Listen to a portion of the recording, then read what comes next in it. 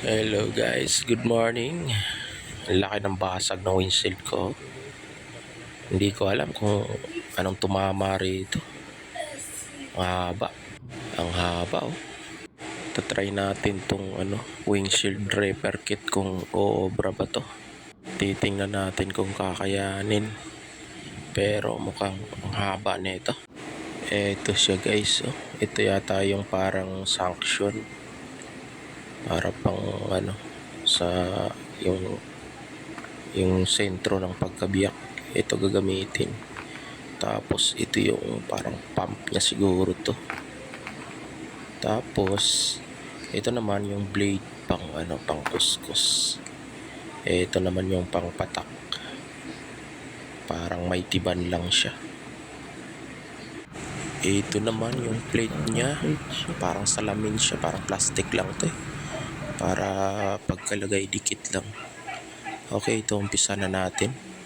Sa naobserbahan ko lang kasi pag may crack na yung salamin at yung nabilad sa araw yung sasakyan, tapos biglang binasa mo yung windshield, doon lumalaki yung crack.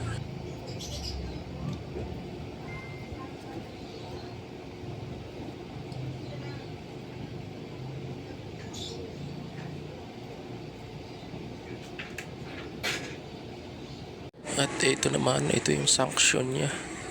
Sinentro ko yan doon sa may tama talaga na parang na maraming crack. Ayun, papatakan siya ng 6 lang daw na patak. Tapos ito yung pang fresh. I-fresh siya papasok para pumasok sa loob. Yung mga yung pandikit. Yun. Yan. Tapos antayin ng 10 minutes. Tapos ibilad daw nung sa araw. Sa bagay, mabilad.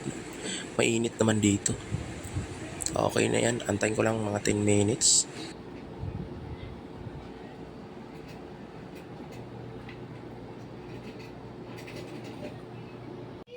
Ito. Tuyo na to. Lalagitik na to. Okay. Tuyo na nga. Tatanggalin ko na siya. Para kukuskusin ko na.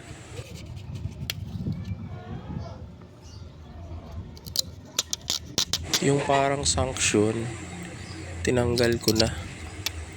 Tapos ito naman para kukuskusin ko na.